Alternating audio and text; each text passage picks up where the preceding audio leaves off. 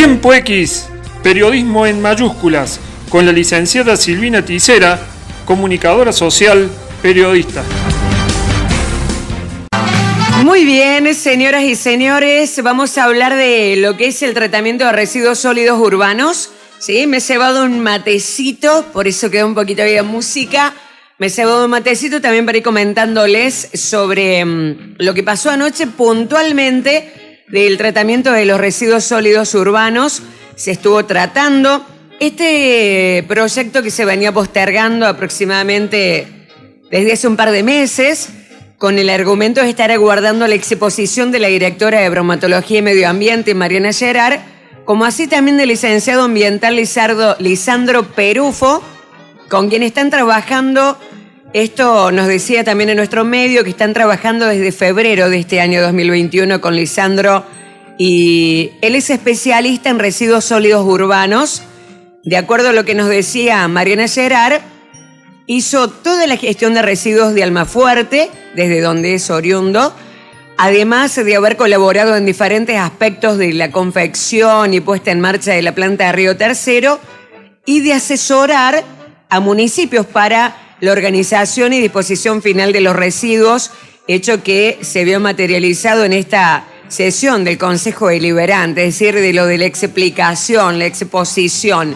Ambos estuvieron explicando este proyecto. Y hoy, cuando empezaba el programa, les decía acerca de que hay una primera etapa que está en marcha, porque el programa de gestión integral de residuos sólidos urbanos se encuentra ya en su primera etapa, que es la denominada Aprender. Seguramente ustedes, cuando les digo esto, se les viene a la mente la idea de ese spot publicitario que dice: estamos en la etapa Aprender, ¿sí?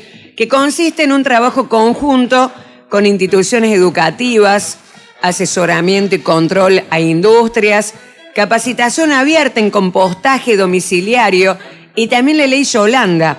Mientras pasa todo esto de la capacitación, se aguarda la habilitación de la planta de tratamiento de residuos sólidos urbanos de la Comunidad Regional Tercero Arriba, que hemos venido hablando. Yo también hoy en el comienzo les decía, esto se viene atrasando por cuestiones legales netamente que hacen a la ciudad de Río Tercero, que son los dueños del espacio. Entonces ellos tienen todas las facultades ahí para tomar decisiones, y eso después nos impacta al resto de las comunidades dentro de las cuales estamos nosotros. Muy bien. En paralelo, se viene trabajando en la construcción del parque ambiental Hernando.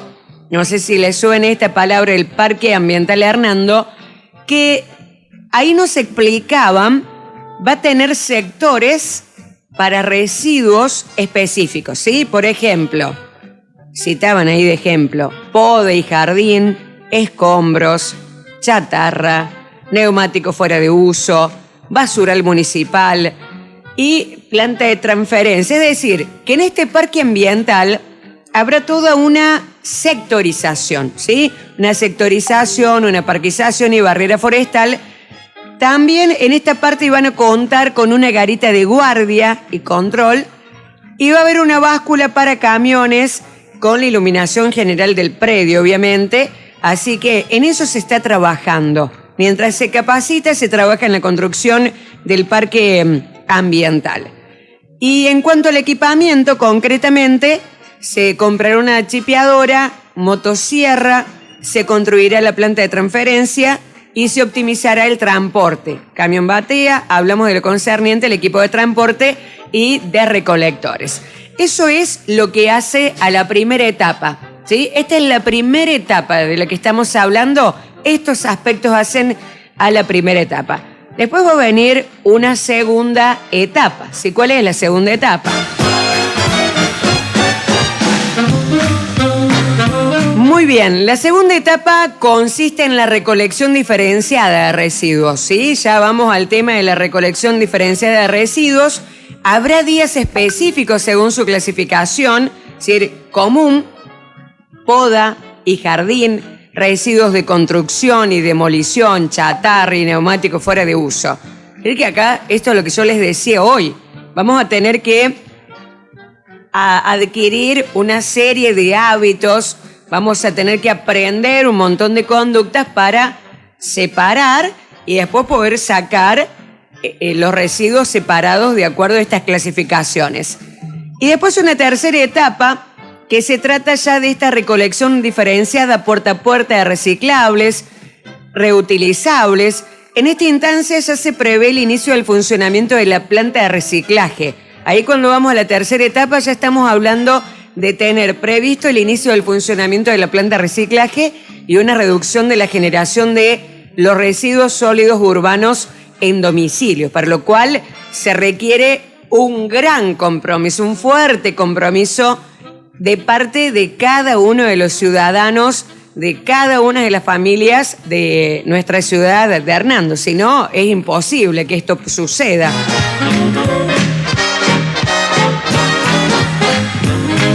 Muy bien, después por otro lado, para ir siguiendo con estas explicaciones, yo les he separado en partes. Se habla de la puesta en funcionamiento de la planta de tratamiento, recuperación de materiales.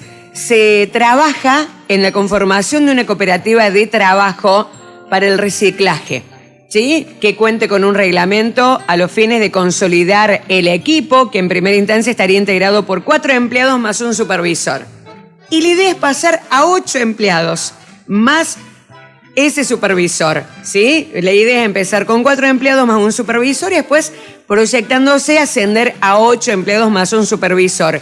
Y para ello explicaba este licenciado ambiental que es fundamental la intervención del Estado para regular la actividad, para garantizar el buen funcionamiento de este servicio público, los equipamientos, la coordinación con los servicios de recolección. Es decir, no puede solamente una cooperativa de trabajo hacerse cargo de todo, sino que esto debe estar intervenido, regulado por el Estado para que se pueda garantizar que todo suceda de la mejor manera posible y controlar también de que esto se pueda desarrollar siempre y no tener, por ejemplo, inconveniente que un día sí, un día no, que alguien falte, que no se pueda hacer.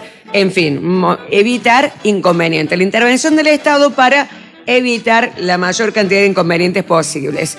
Y acá yo les decía hoy, cuando empezaba, de que se habla también de ver esta situación como una oportunidad laboral, cuando hablamos de esta cooperativa de trabajo. Por ejemplo, hasta para personas con capacidades diferentes especiales que siempre dicen, ¿qué podemos hacer? ¿Dónde nos podemos insertar? ¿En qué podemos trabajar? Así que ahí, ante esta pregunta, anoche comentaban que hay una empresa que quiere procesar plásticos, tapitas, botellas, baldes y demás, etcétera, etcétera, y que tiene la idea de que sea una fuente de trabajo para chicos con capacidades diferentes, especiales, discapacidades. La verdad que yo pido disculpas porque a veces no sabes si se dice especial, se dice discapacidad, se dice diferente, porque todos tienen una concepción distinta de cómo definirlo, así que interprétese con todo el respeto de lo que estoy diciendo. Pero sí, sería para chicos con capacidades distintas que cuentan con todas las habilidades y condiciones para poder llevar a la práctica este trabajo que hay que hacer.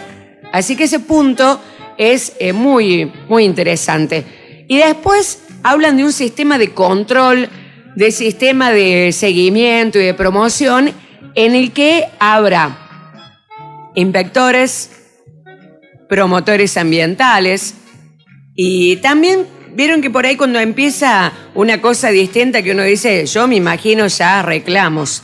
Yo me los imagino los reclamos porque uno no sabe, uno no está con el hábito acá pero tan instalado y tan incorporado en el día a día, en su cotidianeidad. Entonces hay que aprender, un montón de cosas que aprender. Entonces pueden aparecer reclamos y todo eso. Entonces escuchará la opinión de los vecinos a través del sistema de reclamos y consultas y se va a hacer un monitoreo y seguimiento de implementación. Y acá lo que yo me he anotado porque cuentan de cuáles son las ordenanzas municipales vigentes con las cuales van a estar trabajando. O sea, las ordenanzas existen, pero hay algunas que no se aplican. Vieron que hay algunas ordenanzas que no se ven materializadas en la práctica.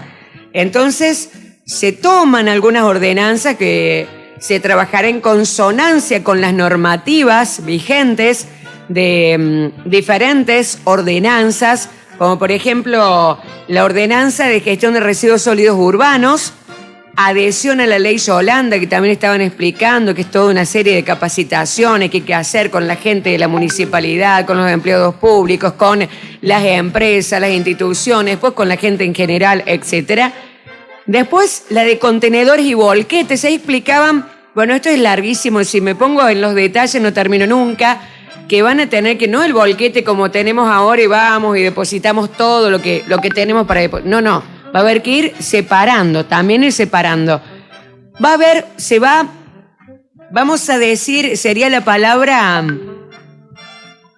sería instrumentar. La palabra sería instrumentar. Sería instrumentar el Consejo Asesor Municipal de Medio Ambiente porque está la ordenanza, pero se entiende que esto no existe en la práctica, los fines prácticos no existen. Entonces, instrumentar Consejo Asesor Municipal de Medio Ambiente y también implicaría la adhesión a la Ley Provincial de Residuos Peligrosos, más allá de que esto no es competencia de la municipalidad, como ya se explicó, pero sí también para evitar problemas. Y adhesión a la Ley Provincial de la Política Ambiental. También no es injerencia ni competencia municipal, pero adherirse a estas leyes para poder educar, para poder acompañar y para poder evitar diferentes tipos de problemas que pudieran suscitarse. ¿Sí? En este sentido, por ejemplo, decía la política ambiental, el tema de los residuos peligrosos, los residuos patógenos, cómo se trabaja con, por ejemplo, odontólogos, qué hacemos con los residuos que tiramos, qué hacemos con los medicamentos vencidos y un montón de otras cosas. Así que básicamente eso. Así que ese sería más o menos de forma sintetizada, aunque no parece tan breve, pero es de forma sintetizada porque es mucho más larga la explicación de cómo es este proyecto de tratamiento de residuos sólidos urbanos que se venía postergando y anoche estuvieron explicando la directora de Bromatología y Medio Ambiente, Mariana Gerard, como así también el licenciado ambiental Lisandro Pelufo, que es de Almafuerte, es especializado en este tipo de residuos, ha trabajado, como le decía al principio, aspectos que tienen que ver con la confección y puesta en marcha de la planta de Río Tercero, en asesorar a municipios para organizar y disponer qué se hace con los residuos. Así que muy interesante todo, esperemos que se pueda llevar a la práctica. Y lo que decían, seguramente esto se va a ir modificando. Esto no va a ser, decía la doctora Nancy Marengo, no va a ser un proyecto estático, porque a la vez, cuando llegue el momento de instrumentarse, irán apareciendo algún reclamo, algún aprendizaje, alguna cosa que modificar y se irá cambiando. Tiempo X, periodismo en mayúsculas, con la licenciada Silvina Tisera, comunicadora social, periodista.